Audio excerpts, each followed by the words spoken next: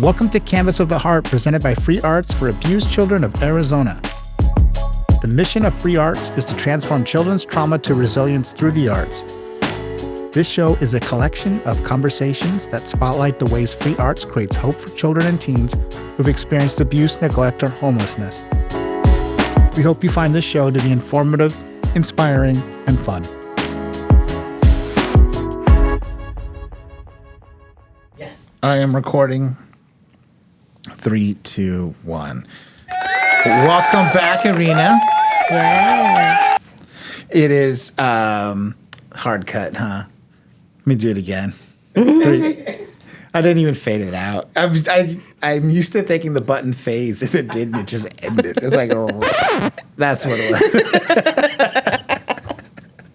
was. So see, there's no mistakes in art. A recording or any of We're it? back. There is no mistakes in art, Erina. There's no mistakes in art. And we're glad that you're back here. Yes. Joining us on Glad to this be back. episode. Yeah. Glad to be Talking back. about another half of your program world that we didn't hear about last time. Yes, and I'm excited to be able to share a little bit more. So for those of you who are looking through the list of episodes, Erina joined us for a discussion about resilient roots. So you can find that as a past episode. But today we're talking about the family program. And so tell us a bit about its history or histories, because I know it was part of what we did and then wasn't really sure how it fit in. And then it's back in a really strong way, thanks to your leadership. And then also how it shows up for families and offers the unique family blends. When we talk about our participants serving children, teens, and families, that's that program right there. So Yes. tell us about it. Yes, it's a beautiful opportunity to get to a point within the organization to see this connection with our community expand to where it's at currently. You are 100% right. Throughout the history of the Free Arts first 30 years, there has been several moments in time where that connection specifically with families has happened, where we've held certain events or specific programs with a specific approach for families. And then for one reason or another, it was maybe put on pause for a bit, or with certain changes, it was, okay, this is not the best time for it. We need to focus on maybe another area, and little by little, as of 2.5 years ago, maybe going on 3 years ago, the Free Arts Family Program is now an area where we can focus on, again, bringing the structure of our tried and true areas, such as Professional Artist Series, Free Arts Days. We have our Family Empowerment Nights once a month, and it's using everything that we know through the arts, how we can connect with our community, but expanding it to welcoming families. So our participants are now a wide range of participants, where we welcome children, but then also the adults that are part of the family are collaborating and are making the most out of that quality time with their children. So parts of it are familiar. So parts of the programming with families is doing similar looking programming and using some of the names like Weekly Mentor, Professional Artist Series. Parts of it are not. That's kind of custom made for families. What's Family Empowerment Night's an example? Walk us through what that looks like for a family. Yeah, so Family Empowerment Night, and that is one of the areas that started from the moment that the organization decided we will have the Free Arts Family Program as a section where we're going to focus on working with partner agencies and working with our cultural partners and bringing that focus to it. Family Empowerment Nights have helped us bring a night where families can meet here at Parsons Place, have dinner, not at least for once a month, for one night, not worry about anything else, but picking up the kids, getting the kids in the car, getting the family in the car, driving over to Parsons Place, where they know they will receive a hot meal, hot dinner, and spend that quality time together, working on an art project together. Being able to just talk to each other, no phones, nothing else other than working on their art project and asking each other questions, helping each other out when we have those collaborative art projects. It's how, what color should we pick, and how should we do this, and how should we position this on our canvas. It's being able to have that communication without having the pressure of anything else. So we've seen those connections happen throughout Family Empowerment Night. Yeah, and to give it a visual, it starts after 6 on a weeknight, which means some of us leaving the building for the day see the families coming in. And it is littles, could be teenagers, it could be parents and grandparents. So the whole grand family phenomena is definitely fit in here, where a grandparent might be caring for children. And there's a unique component to what we offer in the family program, and being flexible around that. There's lots of ages involved. It's pretty neat to watch. Yes, absolutely. Part of this expansion opportunity has brought us to work with other organizations such as Duet, Partners in Health and Aging, where they focus on providing that support to grandparents raising their grandchildren for whatever circumstances, right? But it's difficult. It's difficult to be at a moment in time where they have one set of needs, and yet at the same time they have littles from toddlers to teens now under the same roof, and things can be different. The approach can be different. So we have seen, how families come in that age range from toddlers or sometimes infants all the way to grandparents. Yet art is a beautiful way to find a common space, where I've had comments such as, since yesterday we haven't crossed words, we haven't been talking, giving that child their space. The family's a little stuck on something. And then they leave sharing those comments of, I was able to talk to my teen today. We were able to come to an agreement. We were able to collaborate, and you could almost feel that sense of peace that they walk away with. Yeah. I think that's neat. First, shout out to Partners. I'm thinking, as you mentioned, Duet, that it was about 6 months ago now. I'm like just scrolling through media, and I see that's a free art shirt in a story about another nonprofit, and it was Duet. And so we had partnered for a thing, and there was somebody, a staff member there dressed in a free art shirt, and it was just pretty neat to see it be represented that way. So shout out to our partners like Duet. Yes. But also what you're saying is that for an experience, an activity, art's an opener in a way where we might feel a little stuck, or the conversation is tense, that it gets people perhaps working together, or perhaps building a little bit more tolerance for the behavior they're encountering that might be challenging. Yes. And that is one of the many many highlights, right? And not only when we meet for Family Empowerment Night, but even at a short event such as maybe a shorter free arts day, a family free arts day. It's setting the space for those opportunities of working together, of those opportunities of there's a goal. There's a goal, and there's a collaborative project, and we're here, and we're going to make the most of it. It is beautiful to see that the takeaway as well is, we worked on something together, and I can try this at home as well. I can bring out some markers, I can bring out some blank pieces of paper, and we can just have 20 to 30 minutes.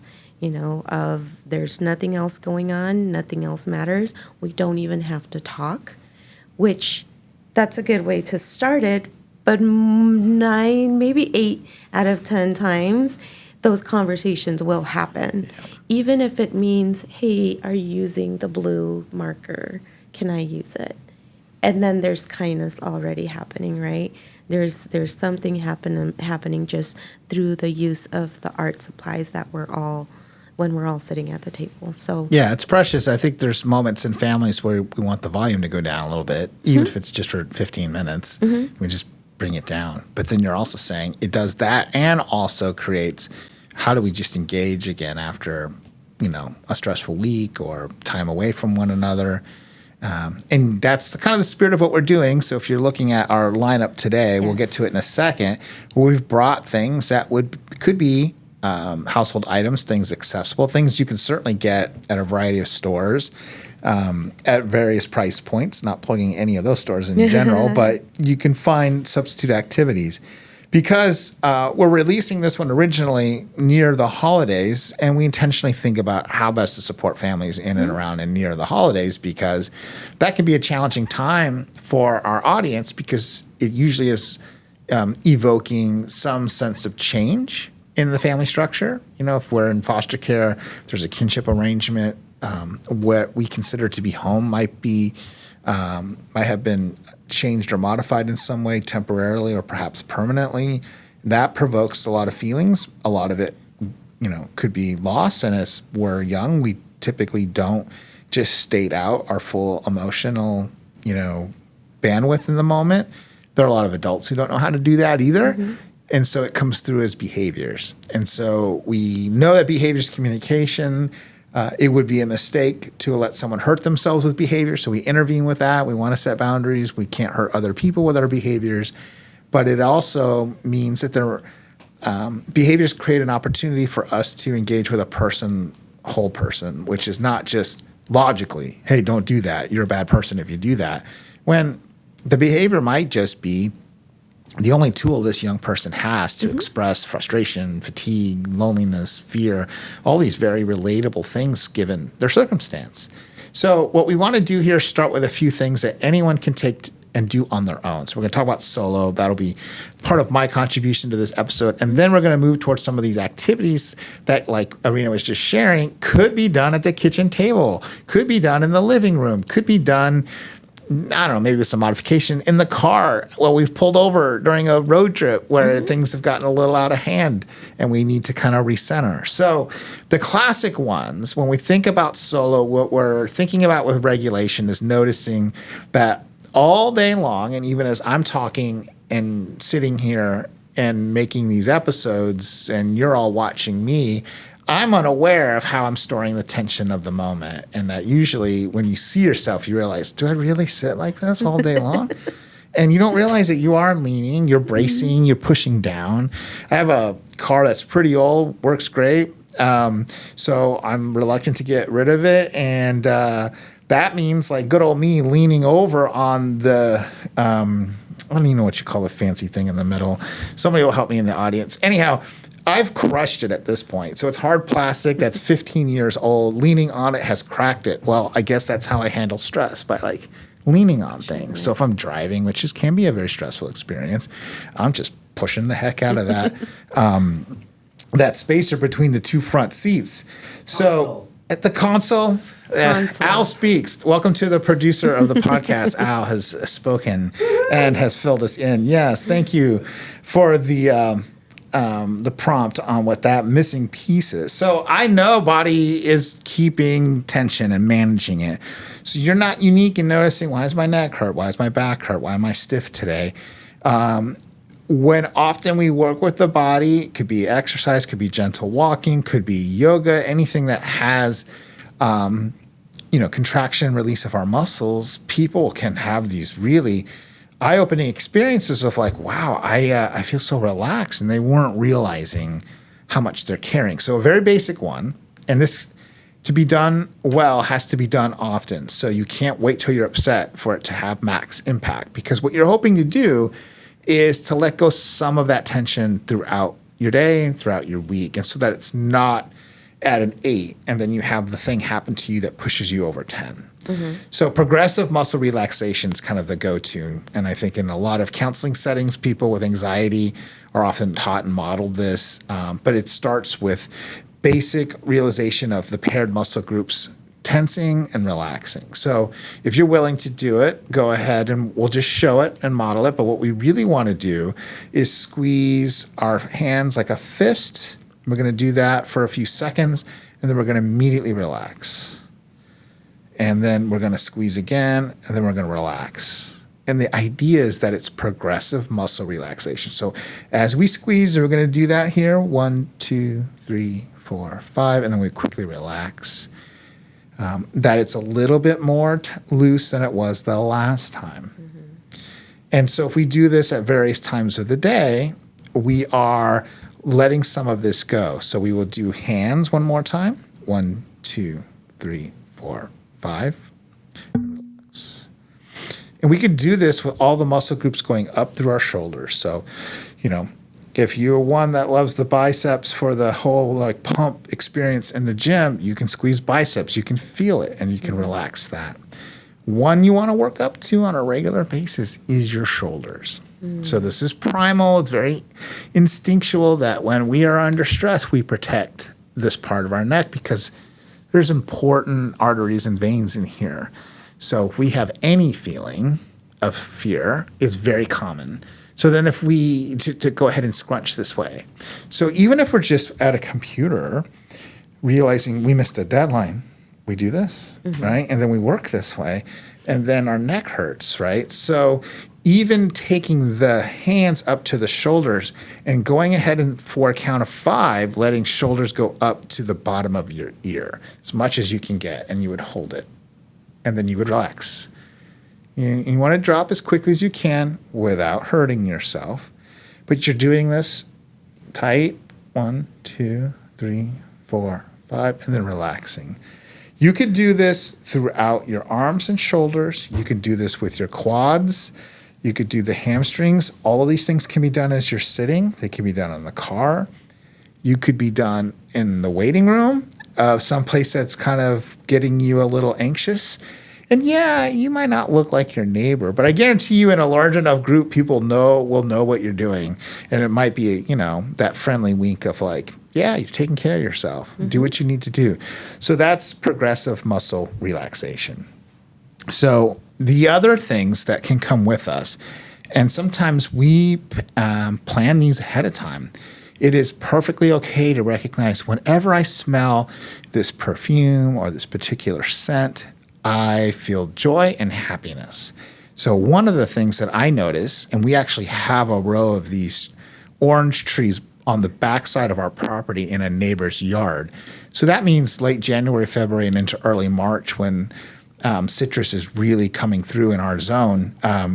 I love the walk from the car to the door because I can smell orange zest. And just smelling that is enough. So that might mean I look for fragrances, whether they're candles or the scent cards, put it in a Ziploc bag and keep it with me. And if I'm a little upset, if I need to center, I need a break, I go for a walk, I might just, it's the right time of year, I can just walk out and smell what provokes joy. So that, for some of you, it's like, well, that's actually, fast food. That's not really what we're saying. Right? We're looking for something here that may not cause other issues. But, within reason, what works for you? What is the scent that brings that? And sometimes and this is powerful, if there's a familiar scent, a perfume or an aftershave of a loved one that you've known from the past, having that nearby, that is very comforting to have. And that is something that anyone could do, and certainly a child itself. When you think about, I'm a kid from the 80s, so scratch and sniff stickers were a big thing. Markers. Yes. And there's like scents, markers. The markers. And we just had a consultant do a project with us, and they brought their own markers. They sure enough took them back because I think they saw us all looking like, give me the grape one. And what we're doing when we're like realizing is we're triggering like happy moments of our childhood, like give me the grape. And so use those to your advantage. If they provide a little bit of joy, a little de-stressing, that helps regulate, right?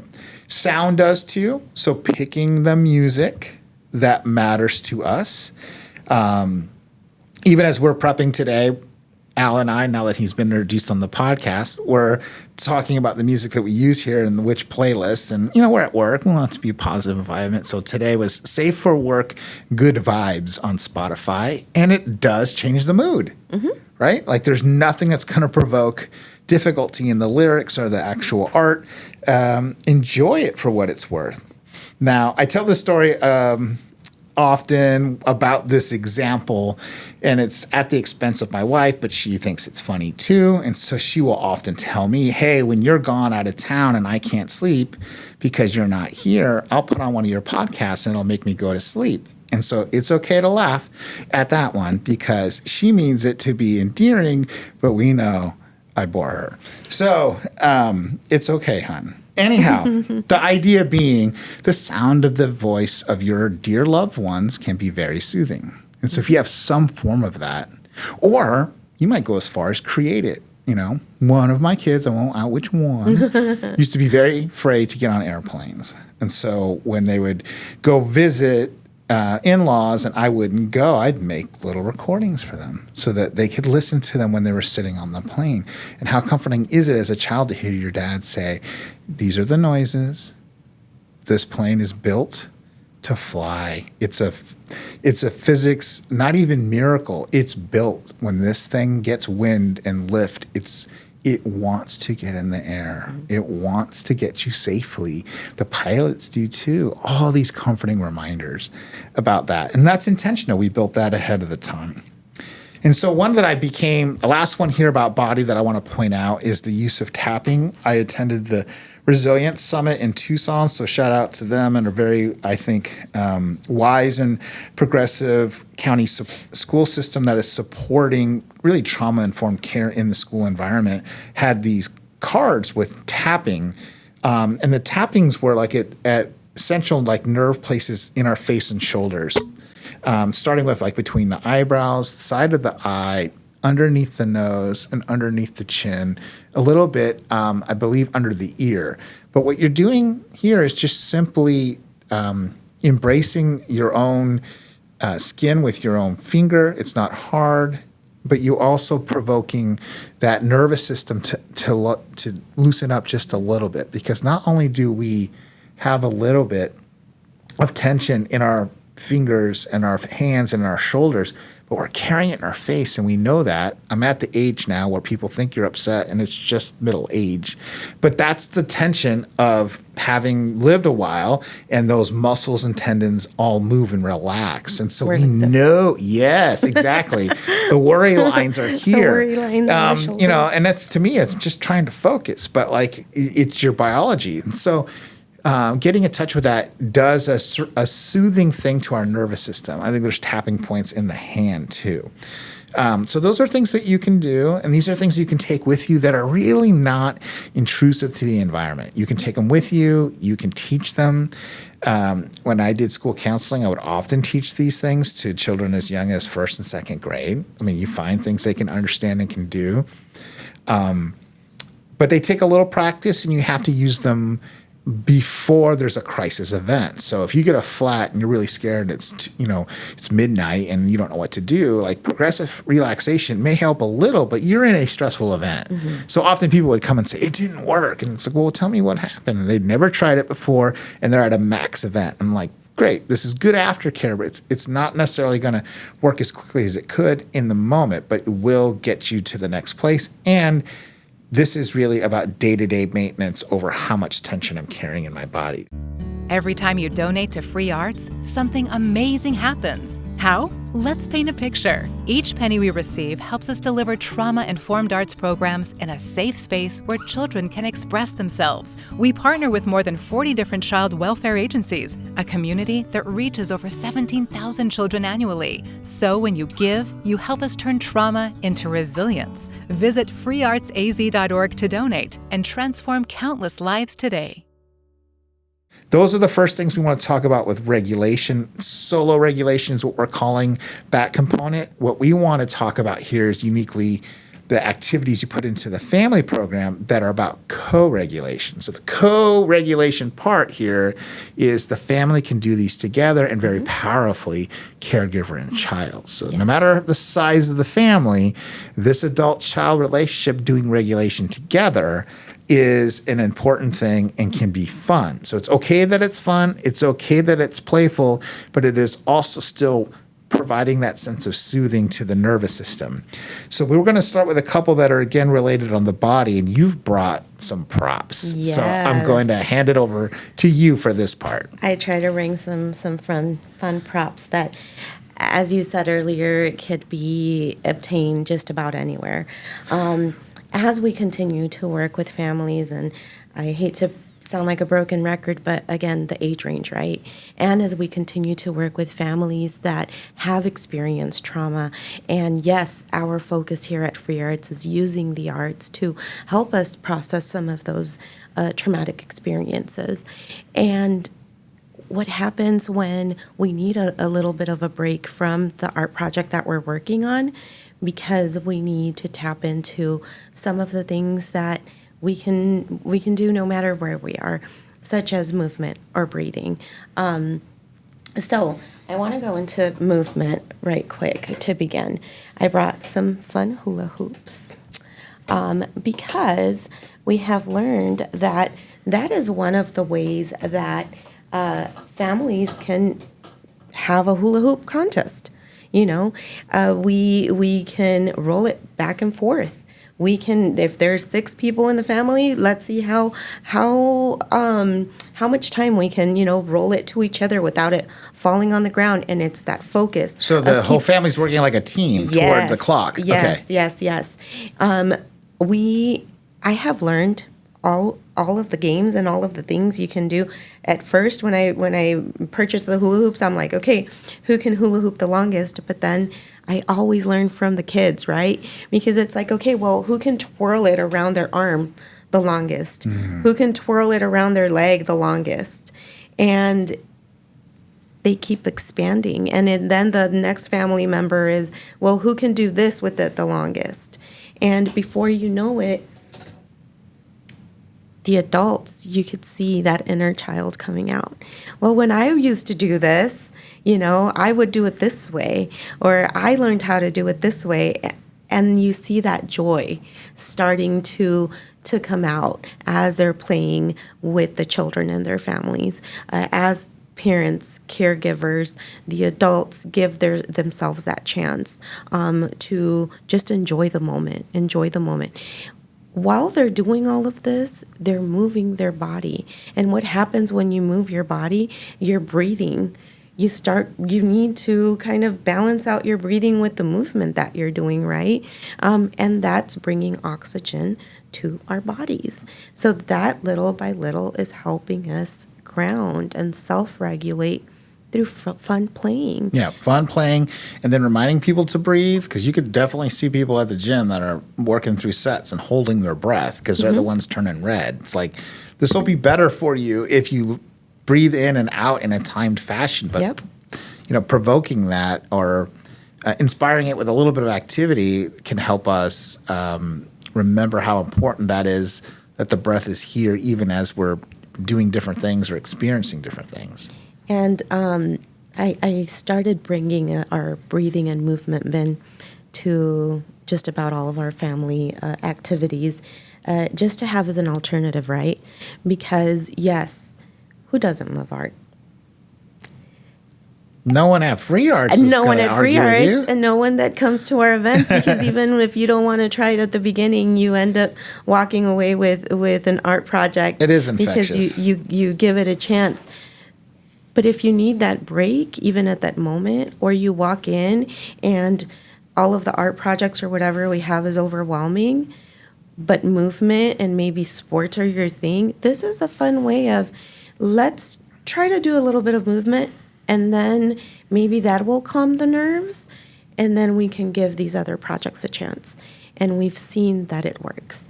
We've seen that maybe a child will take 15 minutes just playing with the hula hoops, sitting, having some time to themselves, are working with their caregiver, working with the adult that they're there with.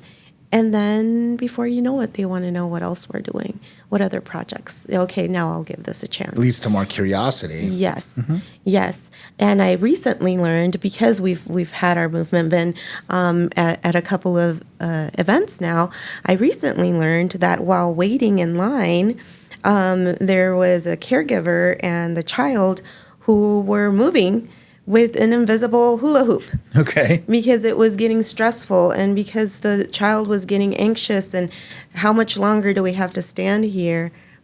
And then it was like, let's just move. And then before you know it, the child was like, well, I have it on my arm now and I have it on my leg. And they were standing in place, but they were moving, playing with that invisible hula hoop. And I love listening how those takeaways from experiencing our free arts programs, how they can, and that's what our hope is yes, we have quality time together, but then how can they take that with them? And how can they use what they've learned through our programs when those triggers, those traumatic experiences, because we never know when those might happen, right? Yep. And as you said earlier, the holidays are tough. When you have experienced certain life events, they become tougher and heavier. And sometimes the last thing you want is to make another ornament or a holiday-related That's directly project, related. right? Yeah. Because that's what you're trying to get a break from because Sure. it hurts so much. Whether it's the loss of a loved one, not being with your loved ones over the holidays, whatever the circumstances might be, these have nothing to do with the holidays. This is something you can use and take a break, and this has nothing to do with what, you walk into a store and it's all holidays. You go into a grocery store and it's holiday music, and this is just a break you can take at the same time from all of that. Excellent. Any other tips on movement? Anything that you can find, whether it's a ball, whether it's a kite, whatever it is that you can literally get your hands on.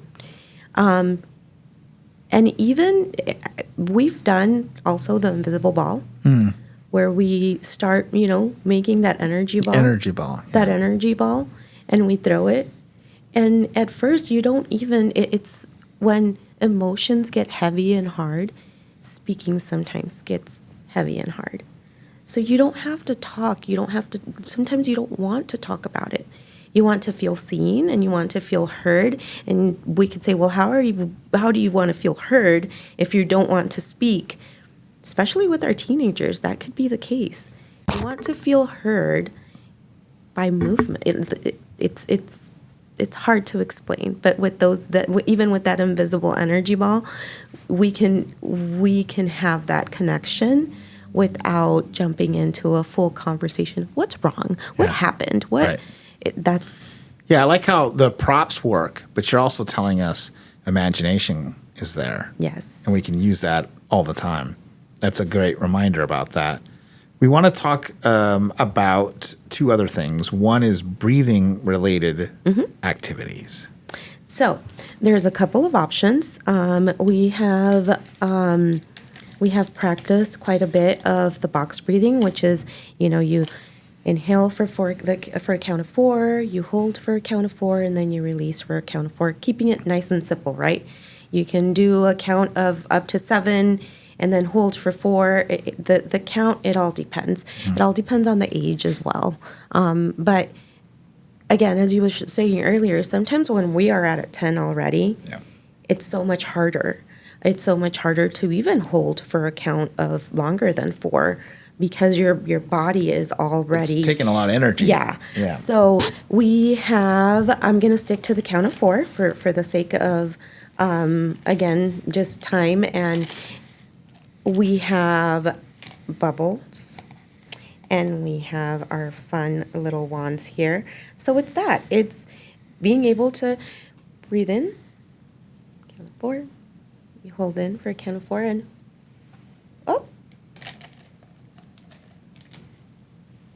being able just to play with them. And there we go. And as you're breathing, you're also It becomes getting in some playtime, right? right. They're attracted by how fun it is, Yes. and if we can even get them to practice holding the breath just a little bit and then extending it a little bit to, hey, let's see how slow we can make the bubbles. Yes. Right? You're introducing play into a skill development. Into skills. And then again, this is something that if we can't, we are in the car and we cannot get our hands on the bubbles and the wands and everything that we need in order to practice that breathing. If you practice this at another time, you can bring it up and say, hey, remember when we were doing our breathing with the bubbles? Can we try using our imagination to hold in our breath, count, and then we can practice it. But at least they will have that in their memory. They will have practiced it before with an item, with what they'll see as a toy. So that's one option for practicing breathing. We have fun pinwheels as well that serve the same purpose. And this is something that you can just throw in the car and have with you or have at home. You can keep them in your garden, you can keep them outside, so you can combine it to where, let's do a little bit of breathing, let's get some fresh air outside, everybody go outside, and we can all just, try our pinwheels outside and get some movement going, get some breathing going. But having something, yes, it's helpful, it's fun, but you can also see it as that's the practice time. We're going to grab our pinwheels, but if you are standing in a long line or in a stressful situation where you can't get your hands on any of the items, you have that practice. You have those instances that you've done it together. So same concept here. You breathe in for 4, you hold in for 4, and you start releasing. Mm-hmm. And you can do as many rounds as you feel like will be helpful for the moment. Yeah, I think this one's interesting because I'm aware that respiratory techs will use it to help people who are recovering from some kind of lung illness try to extend their breath, so that's used even with adults. Like putting in this sense of fun, of accomplishing something, has that power of motivating, influence on the activity. So that's neat. That's the pinwheels. And then box breathing is something else you wanted to talk about, or was it the rainbow? Yeah, so box breathing, it's a combination of the bubbles and using the pinwheels, and it's the count of 4. It's, doing it, you can picture a box and do the 4 corners of the box, and that it just helps us visualize a little bit more and keep like a pattern, help us with that pattern. This is a handout that we can also make available for families when they need another takeaway or to keep something handy, because this is rainbow breathing. So at the bottom, you'll see where we start here. We have our little dot here, and you hold in your breath. The first color is breathe in. So you're going to breathe in, and you're going to trace that color, that red. And then once you get to the cloud, you're going to hold. And again, it's your choice. If you're working with a little, maybe holding for a count of 10 is not going to be the best choice, but you'll know what count is best per person. And then you follow the orange and you breathe out as you trace that color. Once you get to the cloud, you're going to hold in your breath again. Once you're ready, you're going to breathe out as with your finger, you're going to trace the green color. When you get to the cloud, I skipped one. I skipped yellow. And then you just go back and forth, and it tells you breathe in, you breathe in, you breathe out. You breathe in, you breathe out. And when you get to the clouds, you hold your breath. It's interesting how time, hold it for X amount, might work for some people, but having a start and an end would probably relate to different people who see, time or can't even conceptualize 6 seconds, but I can get to the end of the rainbow. And just focusing, it's redirecting that attention, maybe redirecting that attention from a 10, from being up here, to where all you need to do is just trace the colors back and forth, and it gives you something to focus on and touch and do. Kind of maybe right now that I'm doing it, it's like a variation of this, right? Because we're still using our hands, we're still touching something while we're practicing a little bit of breathing, but it's an alternative, and this can be used all ages. All ages can use any of this at any time, and we can make it fun, and we can make it inclusive of everybody's needs. It's this. They can be adapted to the context and to the audience. Absolutely. Sure. Last one's tracing the hand and thinking about 5, 4, 3, 2, 1. Yes, that is actually one of my favorites because it incorporates a lot of the things that you were talking about with when you don't have the item there. Again, if you have a blank piece of paper.